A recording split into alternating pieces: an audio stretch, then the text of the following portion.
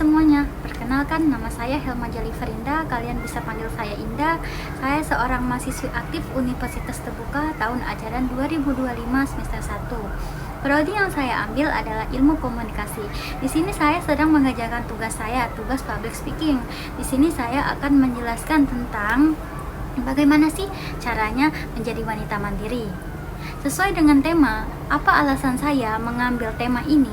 Karena menjadi wanita mandiri adalah keinginan saya sejak kecil.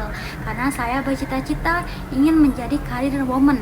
Walaupun pada saat kecil banyak orang yang bercita-cita ingin menjadi dokter, ingin menjadi guru. Entah kenapa saat itu saya bercita-cita ingin menjadi career woman. Dan itu mendarah daging dalam diri saya. Saya tidak tahu apa alasan saya memilih itu. Tapi setelah saya dewasa, saya memahami betapa pentingnya kita seorang wanita harus menjadi mandiri. Baik teman-teman, di sini saya akan menjelaskan banyak hal tentang sisi negatif dan sisi positif. Kenapa seorang wanita itu harus menjadi wanita mandiri? Nah, sisi positifnya teman-teman, kalau kita sebagai wanita menjadi wanita yang mandiri, kita itu tidak akan tergantung lagi kepada apapun dan siapapun. Kita tidak tergantung lagi kepada orang tua, kita tidak lagi tergantung kepada suami. Walaupun ya kodrat kita sebagai wanita, kita itu pada saat kecil ditanggung oleh orang tua, pada saat kita sudah menikah ditanggung oleh suami. Tugas kita sebagai wanita itu enak, tapi menjadi wanita mandiri itu jauh lebih enak.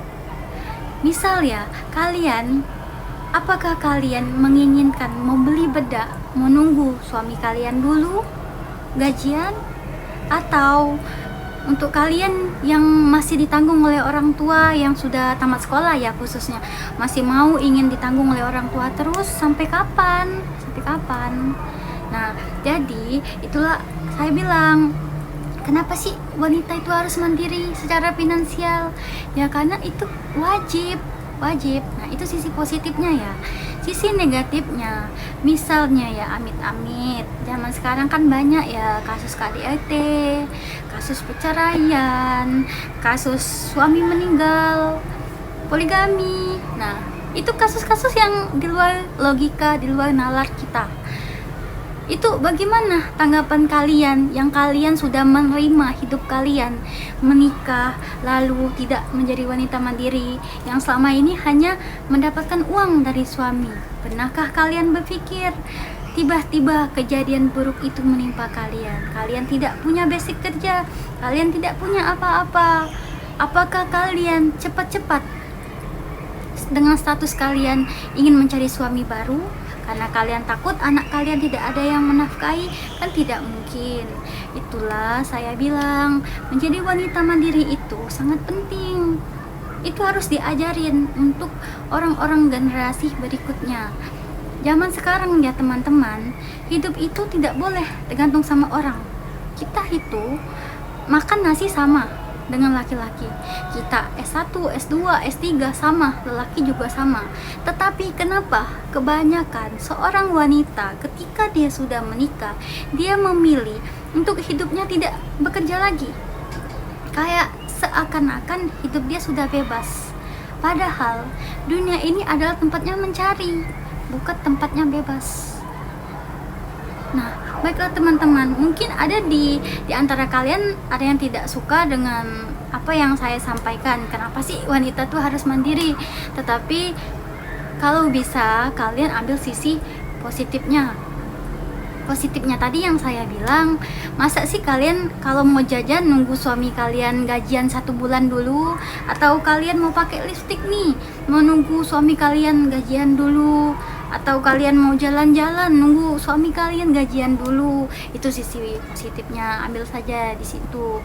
Tapi kalau kalian mau memikirkan sejauh pemikiran aku ya, negatifnya, nanti gimana ya kalau suami aku meninggal? Atau gimana ya kalau suami aku diambil orang lain sedangkan aku tidak punya penghasilan? Nah, itu pemikiran yang harus kalian pikirin. Nanti juga kalau aku punya anak, aku bakal mendidik anak aku perempuan untuk menjadi wanita mandiri, sama seperti aku. Karena menjadi wanita mandiri itu penting untuk diri kita sendiri. Baiklah teman-teman, segini dulu ya presentasi aku. Di sini aku mau undur diri pamit.